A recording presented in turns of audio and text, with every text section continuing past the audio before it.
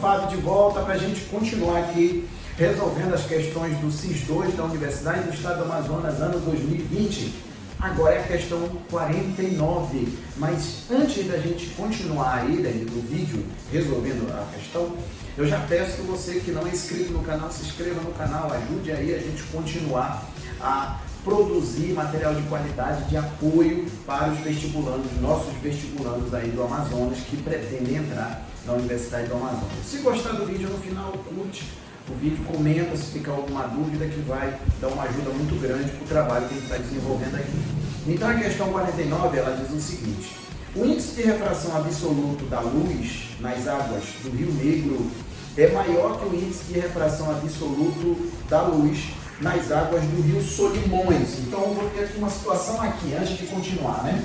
Eu vou ter o índice de refração do Rio Negro vai ser maior do que o índice de refração do Rio Solimões. Eu vou já dizer de que forma fica mais simples a gente entender esse índice de refração. E ambos são maiores do que o índice de refração da luz no ar, ou seja, a luz do Rio Negro é maior do que o do Rio Solimões, que por sua vez é maior do que o índice de refração no ar, que a gente aproxima para 1, né, que é aproximadamente ali o índice de refração do vácuo. De acordo com essas afirmações, pode-se dizer que, vamos pensar assim, vamos supor que eu tenho aqui duas regiões. Dessas duas regiões, eu tenho uma superfície de separação. Essas duas regiões, eu vou supor que essa parte de cima é o ar. Eu tenho índice de refração do ar, tá? Índice de refração do ar. E essa de baixo é o índice de refração da água. Quando eu tenho um raio de luz que está incidindo, digamos assim, nessa superfície de separação, e ela vem aqui, né? Ela está vindo, esse raio de luz, ele está vindo do ar em direção à água. Ou seja, como eu tenho índice de refração diferente, quando a luz passar de um meio para outro, ela vai sofrer o fenômeno que a gente chama aqui de refração. Então, o raio incidente ele forma um ângulo I em relação à reta normal. Essa aqui, reta normal, que ela é perpendicular em relação à superfície. Isso aqui seria o raio incidente. Quando o raio incidente toca na superfície de separação da água, essa luz ela passa por outro meio. Só que como ela está indo de um meio menos refringente para um meio mais refringente, eu vou ter uma aproximação do raio refratado. Aproximação de Kempfer, tá? Que é normal. E aqui eu vou ter um outro ângulo esse que a gente chama de ângulo de refração, tá? Repetindo, eu tenho uma superfície de separação, eu tenho o índice de refração do ar, parte de cima, o índice de refração da água, parte de baixo. A luz vem do ar, que é o meio menos refringente, para a água, que é o meio mais refringente. Como eu vou ter um meio diferente do outro, eu vou ter índices de refração diferentes, só que assim fica meio ruim a gente raciocinar índice de refração, Fábio, mas o que seria o índice de refração? É só aquela razão entre a velocidade da luz e a velocidade no meio, é igual aquela equação da questão anterior? Não é só isso não. Eu, quando era café com leite, eu peguei uma ideia a respeito desse índice de refração. Para eu não evitar estar decorando as coisas, né, e entender, eu julgo sempre que é melhor, é associar o índice de refração com a densidade do meio. A gente pode pensar assim: aqui em cima, aqui na parte de cima, eu tenho meio ar. E aqui embaixo eu tenho meio água. Eu pergunto para vocês, qual dos dois meios ele é mais denso? Qual dos dois meios é mais denso? Lógico que é a água. A água ela é mais densa que o ar. Então não é à toa que o índice de refração da água é maior do que o do ar. Tanto que o índice de refração da água, H2O, ele é aproximadamente 1,33. O índice de refração da água. E o índice de refração do ar, ele é aproximadamente o do vácuo, que vale 1,0. 1. Ou seja, é aquela situação que eu falei, o índice de refração é um número adimensional, né? que ele é definido com uma razão entre a velocidade da luz no vácuo e a velocidade da luz no meio. E esse índice de refração ele sempre vai ser um valor igual ou maior do que 1. Ou seja, o índice de refração 1 vai ser para o meio menos denso. E quem é o meio menos denso? É o vácuo.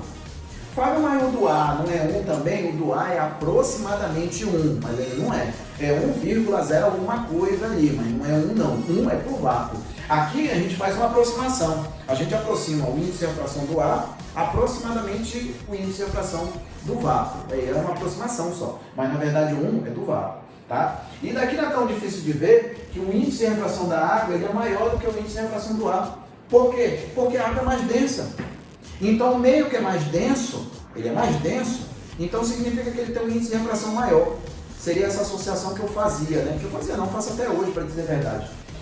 O meio mais denso, ele tem um índice de refração maior. E se ele tem um índice de refração maior, a luz ela vai se propagar mais lenta nesse meio.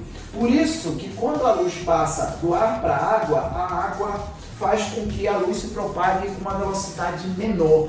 E isso é visível aqui no desenho com a aproximação do raio refratado em relação à normal. O raio refratado se aproxima da normal, porque a luz está vindo do meio mais refringente, menos refringente, melhor dizendo, ou seja, menos denso, para o meio mais refringente, ou seja, mais denso. De um índice de refração menor para um índice de refração maior. Então essa que seria a ideia principal para poder resolver a questão aí. Tá? Outra coisa, quando a luz vem de um meio com determinado índice de refração e passa para outro meio com índice de refração diferente, não tem como a luz passar reto. Ela não vai passar reto. Ela sempre vai sofrer um desvio. Se ela vindo menos refringente com mais refringente, o raio refratado se aproxima da normal. Se ele fizesse o caminho invertido, ou seja, fosse do mais refringente para o menos refringente, seria só inverter o sentido das setas. Ó. Se eu viesse ao contrário, quando eu passo com o raio de luz da água para o ar, a tendência é que o raio se afaste da normal. Isso quando eu estou indo do mais refringente para o menos refringente, que seria o caminho invertido aqui. Tá? Então, baseado nisso, a questão A, a alternativa A está dizendo o seguinte: as águas do Rio Negro são mais refringentes que a água do Solimões. Isso é verdade. A água do Rio Negro ela é mais refringente do que a água do Rio Solimões, porque o índice de refração do Rio Negro é maior do que o índice de refração do Solimões. Então aqui seria, está parecendo que é a resposta A, né? Vamos ver as outras. Letra B. A luz percorre mais rapidamente nas águas do Rio Negro quando comparadas à do Rio Solimões. Negativa, é mais lenta, porque a luz ela vai ser mais lenta no índice de refração maior, ou seja, no mais denso. É sempre esse conceito mais denso, que eu acredito que é mais fácil do cara raciocinar em cima da ideia de densidade. C. O índice de refração relativo em relação ao vácuo, tá? Da luz entre as águas do Rio Negro para as águas do Rio Solimões é um número entre 0 e 1. Não, o índice de refração ele sempre vai ser um valor independente de qual seja. Ele sempre vai ser um número igual a 1 ou maior do que 1, tá? Porque a referência sempre vai ser o vácuo. Sempre vai ser o vácuo. Letra D. A velocidade de um raio de luz diminui quando deixa o Rio Negro para se propagar pelo ar. Seria o contrário. Porque se ele está vindo do Rio Negro, que é mais denso do que o ar, a velocidade da luz no Rio Negro é menor em comparação à velocidade da luz no ar. A velocidade da luz no ar é maior. E está falando aqui o contrário. Né? Letra D. A velocidade de um raio de luz diminui quando deixa o Rio Negro para se propagar. Não, isso aqui eu acabei de ler. Está errado também. Letra E. Um raio de luz que passa pela fronteira entre a água do Rio Negro e o Rio Solimões não sofre refração.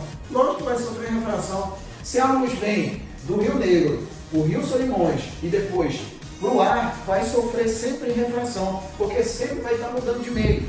Muda de meio, sofre refração, porque tem mudança de velocidade. Tá bom? Então a ideia da refração sempre vai estar associada à mudança de velocidade. Se mudou a velocidade, eu tenho meios de densidade diferentes, eu tenho meio de índice de refração diferente. Tá bom? Então, isso aí era a questão 49. Espero ter acrescentado alguma coisa aí para vocês na parte conceitual da questão 49, tá? Que é essa, que é a minha o meu objetivo principal aqui não é só resolver questão, né?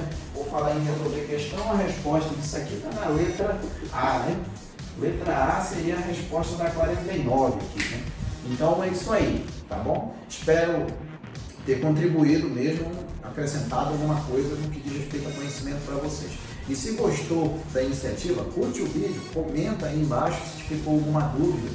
Vamos trocar ideia que a minha intenção principal é troca de informações aqui também, não é só ficar ditando as coisas aqui também não, tá? Eu estou procurando ajudar os vestibulandos e a gente acaba ajudando o conjunto todo aí, né? A gente acaba se transformando num conjunto de todo eficaz, tá bom? Então é isso aí, oração, obrigado pela atenção e fique com Deus e até a próxima questão.